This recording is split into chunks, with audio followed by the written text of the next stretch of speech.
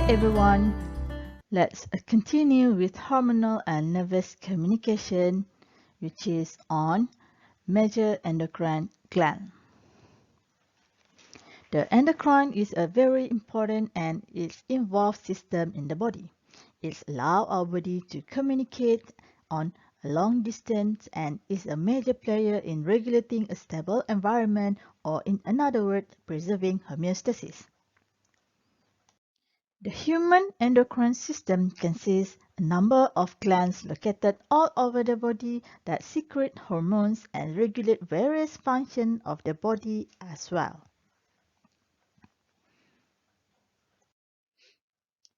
Sets of glands secrete a chemical messenger known as hormone. This system employs the use of hormones, which is chemical secreted from glands and enter the bloodstream or circulate until exerting effect on downstream target cell. This slide shows major endocrine glands in the system.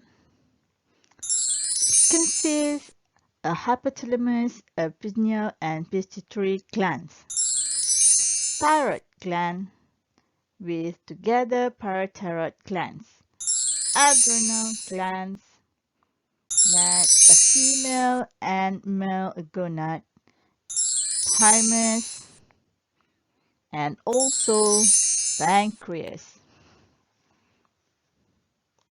So we have all these glands all over the body that secrete various hormones, but secretion from these glands require control, which is provided by these two important endocrine glands located in your brain, the hypothalamus and pituitary gland. Hypothalamus is a small-sized gland lies below the thalamus and control variety of body functions such as body temperature, thirst, sleep, hunger, and etc. The most important that the hypothalamus does is that link nervous system with endocrine system to the pituitary gland. To understand this, we can compare the hypothalamus to a vital part of the brain that is able to sense various conditions on processes that are going around in the body. It controls many aspects of the body through the autonomic nervous system, but it also controls the body endocrine responses on the pituitary gland secretion. So, if you take a look at pituitary gland, it is composed of anterior lobes and posterior lobes. Together, it secretes about 8 hormones which either inhibit or stimulate secretion from other endocrine glands. The hypothalamus directly or indirectly controls the secretion from the pituitary gland. The posterior lobe is simple.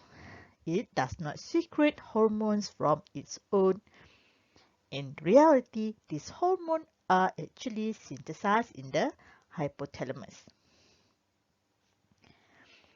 The hypothalamus has two important collections of neurons, known as supraoptic and paraventricular nucleus, where the supraoptic nucleus secretes vasopressin or antidiuretic hormone ADH, and paraventricular nucleus secretes oxytocin. This axon of the neuron directly reach the posterior pituitary and secrete hormone there. And then, these hormones are released into the blood circulation and carried all over the body. Now, we take a look at anterior pituitary. Things a bit different. The anterior pituitary produces 6 important hormones. Secretion of it are directly controlled by releasing and inhibiting hormones that are produced inside the hypothalamus. The hormones they produce in hypothalamus release the pituitary through blood vessel. And the response to this releasing hormone, Pituitary gland then produce hormones that control the secretion of other endocrine glands. This figure shows the mechanism in posterior and anterior pituitary. Remember, the posterior does not secrete hormone from its own, but is synthesized in hypothalamus. So, oxytocin is a peptide hormone that mainly acts on two important parts in the body, the uterus and mammary glands. In the uterus, it causes powerful smooth muscle contraction, which is essential for childbirth, and mammary gland is essential for lactation. Vasopressin, also known as antidiuretic hormone, is also peptide hormone. Vasopressin mainly acts on two main parts, kidney and blood vessel. In the kidney, ADH causes reabsorption of water and decreased urine output. In the blood vessel, the ADH causes constriction of blood vessel, increased peripheral vascular resistance, thus increase the blood pressure. Now let's take a look at anterior pituitary. When the hypothalamus releases the hormone, thyrotropin releasing hormone TRH, from the hypothalamus, it is carried to pituitary, to the blood vessel, which causes the release another hormone, thyroid stimulating hormone, TSH.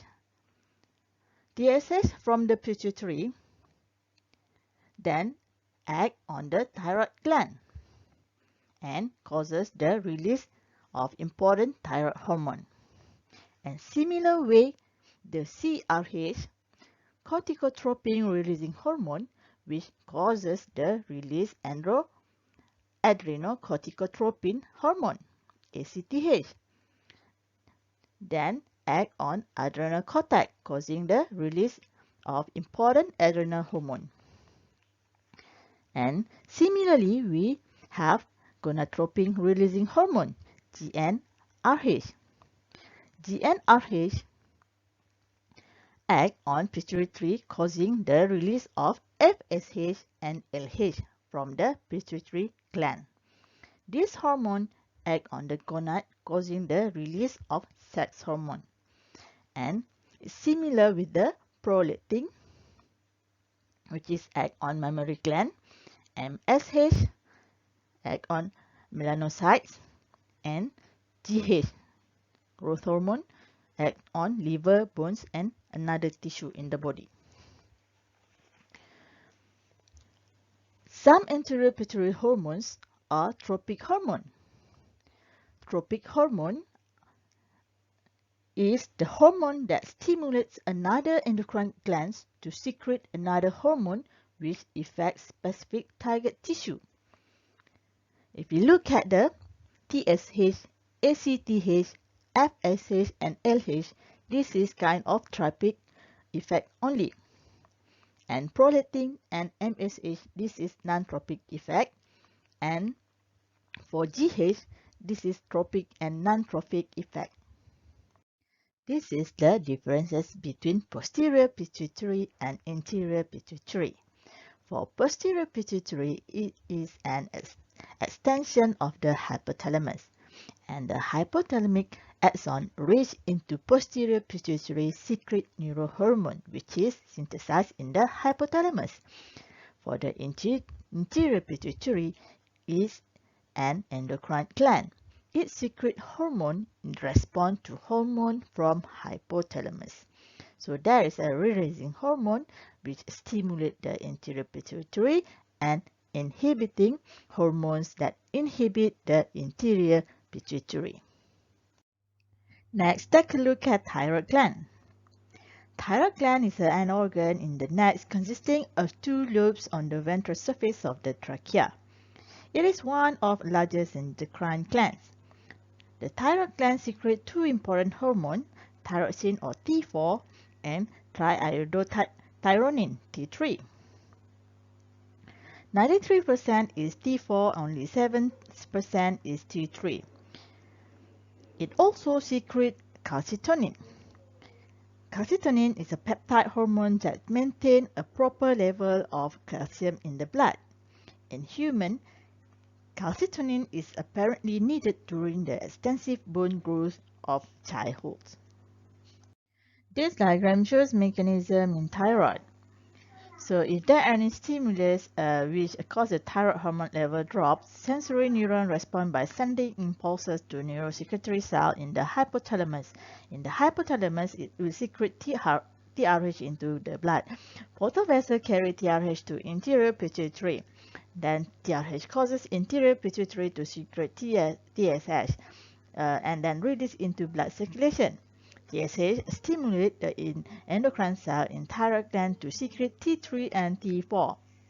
Thyroid hormone act on target cell throughout the body via the blood. And in response, thyroid hormone level return to normal range. The elevated TSH level causes thyroid gland to enlarge, resulting in goiter.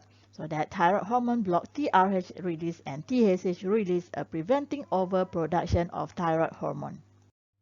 Parathyroid gland located just behind the thyroid.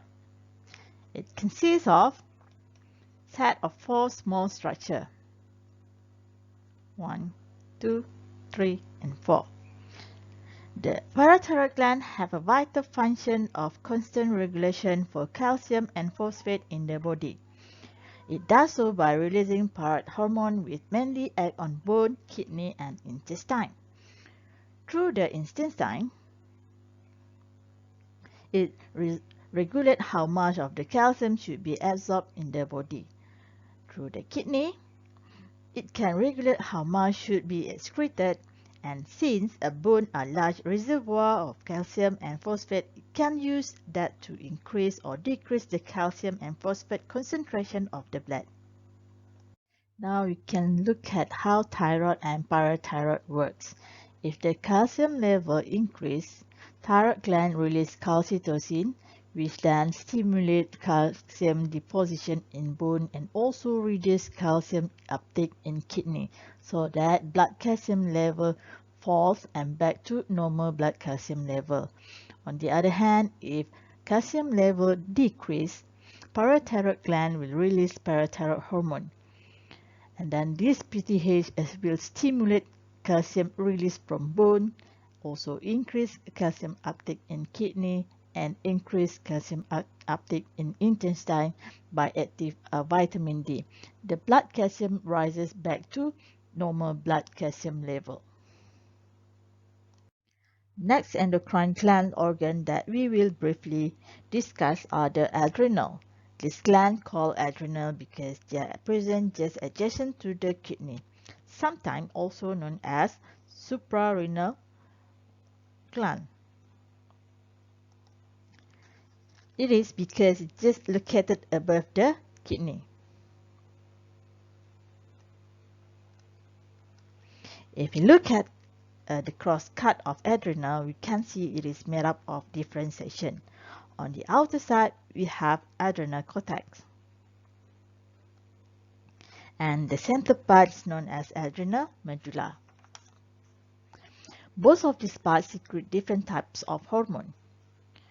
In the inner side, we have adrenal medulla, which can be considered as part of sympathetic nervous system. It releases epinephrine and norepinephrine. Meanwhile, adrenal cortex, the outer zone produces aldosterone, which is a mineral corticoid.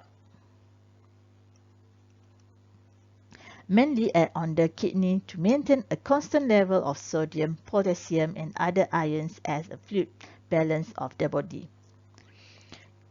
Cortisol is essential for life as it has pervasive action on multiple organ systems as well as a metabolic process throughout the body. Cortisol is essential for your body to have proper stress response.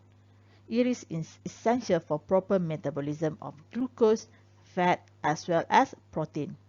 It is also essential for normal blood pressure regulation and normal immune regulation. As hormone, both epinephrine and norepinephrine can increase the rate of glycogen breakdown in the liver and skeletal muscle, and also promote release of glucose by liver cell and of fatty acid from fat cells. They can also affect circulatory and respiratory system by increasing heart rate and dilate the small air passage in the lung, and this raises the rate of oxygen delivery to body cell. Meanwhile, adrenal cortex become active under stressful conditions such as low blood sugar level, blood volume, blood pressure. The stimulus causes hypothalamus to secrete releasing hormone that stimulate anterior pituitary to release adrenocorticotropic hormone ACTH. And ACTH reaches adrenal cortex via bloodstream and stimulating it to synthesize and release corticosteroid. Now we look at stress response on adrenal, medulla, and adrenal cortex. So, any stimulus will cause hypothalamus to activate the medulla via nerve impulse, while adrenal cortex via hormonal signal. The adrenal medulla secrete epinephrine and norepinephrine. The effect of epinephrine and norepinephrine, for example, glycogen broken down to glucose, which increase blood glucose, blood pressure, breathing rate, metabolic rate, and also changes in blood flow pattern, which lead to increased alertness and decreased digestive, excretory, and reproductive system activity. Meanwhile, the adrenal cortex secrete mineralocorticoid and glucocorticoid. The effect of mineralocorticoid, for example, retention of sodium ion and water by kidney and increased blood volume and BP. And the effect of glucocorticoid, for example, protein and fat broken down and converted to glucose, leading to increased blood glucose and also partially suppression of immune system.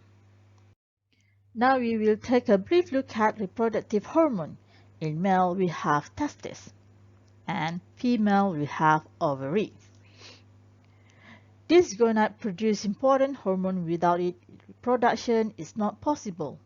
Gonads are principal source of sex hormone. It is a steroid sex hormones, which include estrogen and progesterone and androgen. And it was produced by the gonad in response to signal from hypothalamus, which is GnRH, and also from pituitary, which is FSH and LH. Androgen, such as testosterone, trigger the development of male characteristics.